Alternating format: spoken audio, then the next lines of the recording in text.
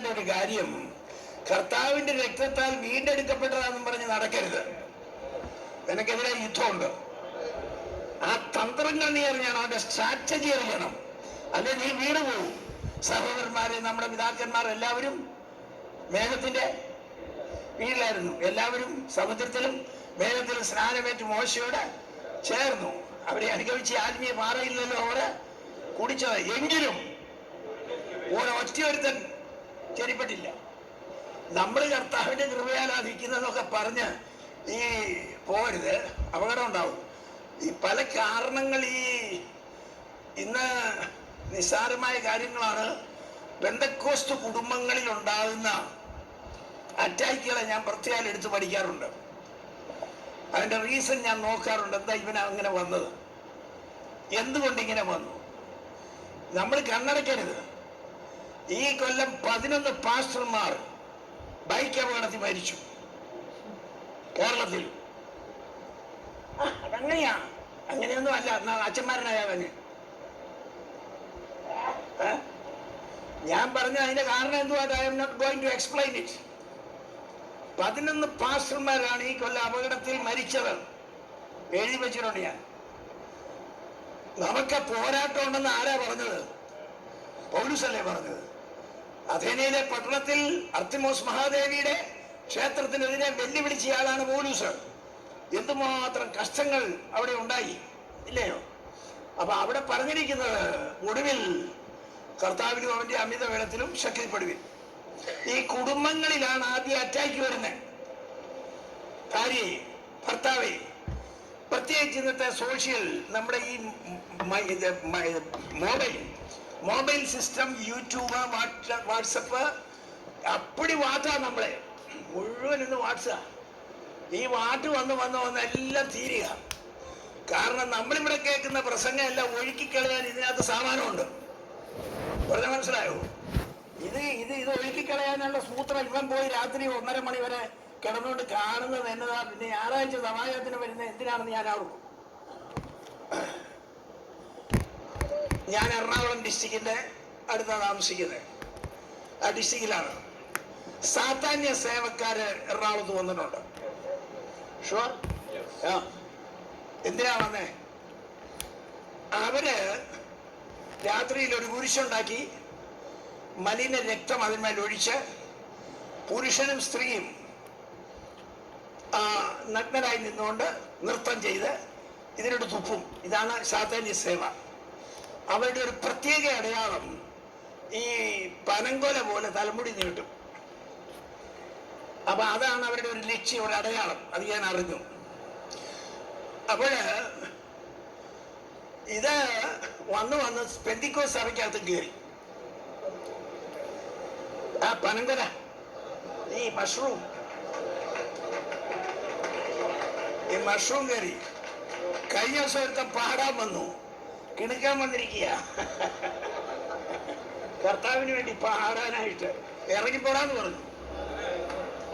അവൻ അറിഞ്ഞിട്ടല്ല, സാത്താന്യ വ്യാപാരം. മനസ്സിലായോ? ഇതൊക്കെ വെറും സാത്താന്യ. അവൻ അറിഞ്ഞു കാണുകയില്ല, പക്ഷേ ദാറ്റ് ഈസ് ദ പ്രാക്ടീസ്. എറണാകുളത്തിൽ നിന്ന് പടർന്ന് സഭകളിലേക്ക് വരിക. അപ്പം പനങ്കൊല പോലെ തലയിൽ മുടിയായിട്ട്, എന്നിട്ട് പാട്ട് കച്ചേരിക്കകത്ത് ഇവിടെ വന്ന് കയറും കേട്ടോ. ഒരൊറ്റ എണ്ണത്തിന് സഭയെ കയറ്റരുത്, ഒരൊറ്റ ഒരുത്തിനും സഭയെ കയറ്റരുത്. അതിന്റെ കാരണം പൈശാചിക വ്യാപാര ശക്തി സഭയിലേക്ക് കടത്താൻ കൊണ്ടിരുന്ന ഏജൻസാ. ഇത് സത്യം ഞാൻ പറയുക. അതുകൊണ്ട് നമ്മള് കർത്താവ് കൃപയാലെല്ലാം കാക്കും, ശരിയാ. പക്ഷെ നീ വചനത്തിന്റെ അകത്തല്ലെങ്കിൽ ദൈവം നിന്ന് തെറ്റിക്കളി. കാരണം ഈ സഭയ്ക്ക് വിരുദ്ധമായിട്ടുള്ള പ്രവർത്തനമാണിത്. സാത്താന്യ വ്യാപാരങ്ങൾ സഭയ്ക്കെതിരെ ഉണ്ടാവും, അറ്റാക്കുകൾ ഉണ്ടാവും. നിങ്ങൾ വിചാരിക്കുന്നതിനേക്കാൾ അധികമായി അത് ഉണ്ടാകാതിരിക്കുകയില്ല. അപ്പം മക്കളെ ചൊവ്വ വളർത്തുന്ന കാര്യത്തിലായി പൗലോസ് പറഞ്ഞത്, ഭാര്യമാരെ ഭർത്താക്കന്മാരുമായിട്ടൊക്കെ യോജിച്ചു പോകണം കേട്ടോ. ഇതെല്ലാം പറഞ്ഞതിന് കാരണം, മക്കളെ, ഇപ്പൊ ഞാൻ പറയാം, നിങ്ങൾ തെറ്റിദ്ധരിക്കരുത്, എന്നെ തെറ്റിദ്ധരിക്കരുത്. ലെഗിൻസ് അതൊരു അടിവസ്ത്രമാണ്. ലെഗിൻസ് നമ്മള് അണ്ടർ പാന്റ് ധരിക്കുന്ന പോലെയുള്ള ആ ലെഗിൻസ് അത് അടിവസ്ത്രമാണ്. അത് ശരിയായ വസ്ത്രമല്ല, അതിന് മേൽവസ്ത്രം ധരിക്കണം, അല്ലേ? പിന്നെ നീ ബൈക്കേ കയറി ചെത്തുക,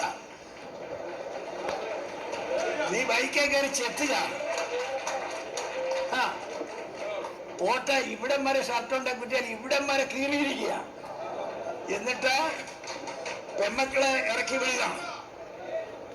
കഴിഞ്ഞ ദിവസം നമ്മുടെ സമയം പറയാതെ എങ്ങനെ വെക്കും?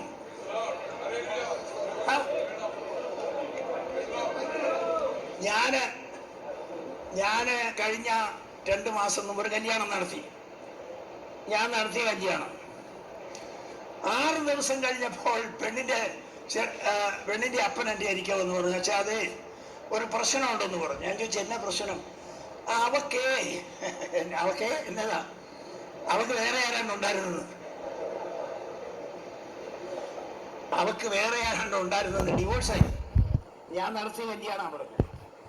അപ്പൊ ഇത്തിരി പണികൾ ഇന്ന് സഭയ്ക്കകത്ത് കയറി വരുന്ന അറിയാതെ എൻ്റെ ഒരു കൂട്ടുകാരൻ, ഒരു പാസ്റ്ററുടെ 15 വയസ്സായി പിള്ളേർക്ക് റോയൽ എൻഫീൽഡ് വണ്ടി മേടിച്ചു കൊടുത്തു. 2 കൂടെ വണ്ടിക്കടിച്ച് ചത്തു. വലിയ ആവശ്യമുണ്ടോ? പിന്നെ എന്നെ പാസ്റ്ററെ വണ്ടി കണ്ടെന്ന്. നമ്മളൊക്കെ ദാരിദ്ര്യത്തിൽ ജനിച്ചവരാ. ഇതൊരു വണ്ടി കണ്ടപ്പോഴത്തേക്ക് ഇവൻ ആകാശത്തിൽ കയറുക, ചെറുക്കൻ ചെത്തി നടക്കണം. എടാ, വണ്ടിക്കടി പോവും, നീ അത് ചെയ്യരുത്. മക്കളെ അനുസരണത്തിൽ വളർത്തണം. സഭായോഗത്തിൽ മര്യാദയ്ക്ക് വന്നില്ല, ഇറങ്ങി പോക്കോളാൻ പറ. സഭയെ ചതിക്കരുത്. കാരണം എന്നാണെന്ന് ചോദിച്ചത്, വിശുദ്ധന്മാരുടെ സംഘമാണ്. അങ്ങ് വളർത്തി വിട്ടേക്കുക. പിള്ളേരല്ലേ നീ? അങ്ങനെ പിള്ളേരെ വളർത്തണം ശരിയായിട്ട്. മുള്ള നിർത്തിയെ വളർത്തണം. നമ്മൾ വിശ്വാസികളാണ്, വേർപെട്ട ദൈവജനമാണെന്ന് ലോകം അറിയണം. ആരംഭകാലങ്ങളിൽ അങ്ങനെയല്ലായിരുന്നോ? എന്തെല്ലാം കഷ്ടങ്ങൾ സഹിച്ചിട്ടാണ് പെന്തിക്കോസ് വളർന്നില്ല. ഇവിടെ കഷ്ടങ്ങളല്ല കാരണം, വിശുദ്ധി വേണം. ആവശ്യമില്ലാതെ ഓരോ ഫാഷനുമായിട്ട് സഭ വരിക, എന്നിട്ട് സഭയ്ക്കകത്ത് മാസ്റ്റർക്ക് പറയാവോ? അത് മേല പറഞ്ഞാൽ പ്രയാസം, പറഞ്ഞില്ലേ പ്രയാസം. സഭാ ശുശ്രൂഷയ്ക്ക് വലിയ തടസ്സം ഉണ്ടാക്കുക. ഇതാ വന്നിരിക്കുന്ന കുഴപ്പം. ഒരു പക്ഷേ അവിടുത്തെ പ്രമാണിയായിരിക്കും, പുള്ളിയോട് പറയാവോ? ഏത് പ്രമാണിയാണേലും സഭയ്ക്കെതിരെ വന്നാൽ അത് കുഴപ്പമാണ്. ശരി, ഒടുവിൽ കർത്താവിലും അവന്റെ അമിത ബലത്തിലും be strong in the lord. അതെങ്ങനെയാ? അതിനാ പരിശുദ്ധാത്മാവിന്റെ കൂട്ടായ്മ, the fellowship of the holy spirit. അന്യഭാഷ, ഇന്ന് അന്യഭാഷ സംസാരിക്കുന്നവർ എത്ര പേര് സഭയിലുണ്ടെന്ന് എനിക്കറിയാൻ മേല. ഒരാൾ പറഞ്ഞ്, ഞാൻ ബ്രദറൻ സഭയിൽ കൂടെ കടന്നുപോയി ഒറ്റ പെന്തിക്കോസുകാരനെ കണ്ടില്ലെന്ന് പറഞ്ഞു. എന്നാൽ പെന്തിക്കോസ് സഭയിൽ കൂടെ പോയി മിക്കാലും ബ്രദറുകാരായിരുന്നു പറഞ്ഞു. ഒരുത്തൻ അന്യഭാഷ പറയല്ല, അങ്ങനെ പറയയില്ല. അത് കിടക്കട്ടെ. അത് ഞാൻ പറഞ്ഞ നിങ്ങൾക്ക് മനസ്സിലായോ? പിതാവായ പുത്രന്റെ കൃപയും, പുത്രനായ യേശു ക്രിസ്തുവിന്റെ കൃപയും പരിശുദ്ധാത്മാവിന്റെ, ഇന്ന് ഭൂമിയിലെ വികാരി ആരാ? പരിശുദ്ധാത്മാവാ. സ്വർഗത്തിലെ വികാരി ക്രിസ്തുവാണ്. ആ കൃപാസനത്തിങ്കൽ ചെല്ലണേൽ ത്രൂ ദ പ്രോപ്പർ ചാനൽ നിനക്ക് പരിശുദ്ധാത്മാവുമായി കൂട്ടായ്മയുണ്ടോ? അതാ വിഷയം. തിരുവട്ടാർ കൃഷ്ണൻകുട്ടി ബ്രദറുകാരനാണ്. ബ്രദറിലെ ഏറ്റവും വലിയൊരു പ്രാസംഗികനാണ്. മരിച്ചുപോയി. ഞങ്ങൾ അടുത്തായിരുന്നതുകൊണ്ട് പരിചയമുണ്ട്. അതേ ഒരു കഥ പറഞ്ഞു. തിരുവട്ടാറിലൊരു അയാളുടെ നാട്ടിൽ ഒരു ഉത്സവമുണ്ട്. 2 കാവ് അവിടെ, 2 കാവ്. 2 കാവിന് ഒരു ദിവസം ഉത്സവമാണ്. ഒരിടത്ത് രാമായണം വായനയാണ്, ഒരിടത്ത് വെളിച്ചപ്പാടം തുള്ളും. അപ്പോൾ ബ്രദറുകാര് ഈ രാമായണം വായിക്കുന്ന കാവുകാരും വെളിച്ചപ്പാടം തുള്ളുന്ന പെന്തിക്കോസുകാരും വന്ന് അയാൾ പറഞ്ഞു, കളിയാക്കാൻ പറഞ്ഞ. പക്ഷെ അതിനകത്തൊരു സത്യമുണ്ട്. വെറും രാമായണം വായിച്ചുകൊണ്ടിരിക്കരുത്, വെളിച്ചപ്പാടം കൂടെ തുള്ളണം. ഈ പരിശുദ്ധാത്മാവിന്റെ ശക്തിയില്ലാതെ നടക്കുക മക്കളെ. നീ സഭായി സുഖം കൊണ്ടുപോകാൻ നിന്റെ നടുകൂടിയേ ഉള്ളൂ, ഒരിക്കലും നേരെ വരികയില്ല. ഇത് പ്രസംഗിച്ച് നീ കുഴയേ ഉള്ളൂ. ആ ഏൽപ്പിക്കേണ്ടവനെ ഹയർ പവറിനെ ഏൽപ്പിക്കണം.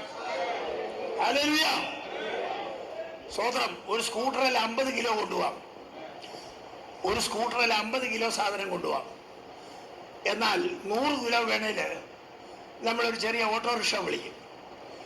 അപ്പം 1000 കിലോ വേണേല് ഒരു ട്രക്ക് വിളിക്കും. അങ്ങനെയാണല്ലോ നമുക്ക് കാണുന്നത്. അല്ലെ 2000 ഉണ്ടെങ്കിൽ ഒരു ടോറസ് വിളിക്കും. 10,000 ടണ്ണുണ്ടേലോ കപ്പൽ വിളിക്കും. ഹയർ പവറിൽ വരുമ്പോൾ ലോഡ് കൂടുതലല്ല. ഞാൻ പറയുന്നത് മനസ്സിലായോ? നിന്റെ ലോഡ് കൂടി വരുമ്പോൾ ഹയർ പവറിനെ ഏൽപ്പിക്കണം. നീയൊന്നും അറിയണ്ട, അവൻ പിന്നെ അവിടെ കാണുകയില്ല. Praise the Lord. കർത്താവിന് നന്ദിയോടെ സ്തോത്രം. പാസ്റ്റർ PM ഫിലിപ്പ് കോട്ടയത്തെ ശുശ്രൂഷിക്കുന്ന കാലത്ത് നിന്നെയൊക്കെ ഞങ്ങൾ തട്ടിക്കളയടാ എന്ന് പറഞ്ഞ് രാത്രി വന്ന് കല്ലെറിഞ്ഞു കേട്ടോ. കല്ലെറിഞ്ഞ് ഓടെല്ലാം പൊട്ടിച്ചു. 2 പ്രാവശ്യം ചെയ്തു. സാറ് കയറി ഓരോ ഓടും മാറിയിടും. എൻ്റെ ദൈവം ഇത് എത്ര നാളെ ഒക്കും? കാരണം അതിനുള്ള കാശില്ല. അപ്പം അവിടെ നിന്ന് പ്രാർത്ഥിച്ച് കർത്താവ് ഇത് അവസാനം നിർത്തണേ. 3-ാമത്തെ ദിവസം കല്ലെറിയാൻ വന്നോ മൂർക്കം പാമ്പ് കടിച്ചു. അന്ന് പണി തീർന്നു. ഇവിടെ മൂർക്കം പാമ്പിനെ വരുത്തുന്ന ആളുകൂടി ഉണ്ടെന്ന്. നീ പെന്തിക്കോസുകാരോട് കളിക്കരുത്, പ്രാർത്ഥിക്കുന്നവരോട് കളിക്കരുത്. മനസ്സിലായിക്കോണം, ഇത് വെറും ശക്തിയില്ലാത്ത പരിപാടിയല്ല. പരിശുദ്ധാത്മാവിനെ ഏൽപ്പിച്ചു കഴിഞ്ഞാൽ നിന്റെ കാര്യങ്ങൾ നടക്കും. Praise the Lord. ഹല്ലേലൂയ. അപ്പൊ ഒടുവിൽ കർത്താവിലും അവന്റെ അമിത ബലത്തിലും ഇല്ലേ, അവന്റെ അമിത ബലം എന്ന് പറഞ്ഞാൽ ലോകത്തെ സൃഷ്ടിച്ച ശക്തി നിനക്ക് അവൈലബിളാ. ഒടുവിൽ ആ ശക്തിയിൽ ആശ്രയിപ്പിൻ. ബ്രദറെ ഒന്നുകൂടി ഒന്ന് വായിച്ച ഭാഗം. ഒടുവിൽ അപ്പോൾ ആംഡായിരിക്കണം നീ. കംപ്ലീറ്റ് സർവായുധവർഗം. നിന്നെ ദൈവം സർവായുധവർഗം ധരിപ്പിച്ച ഇവിടെ നിർത്തുന്നത്.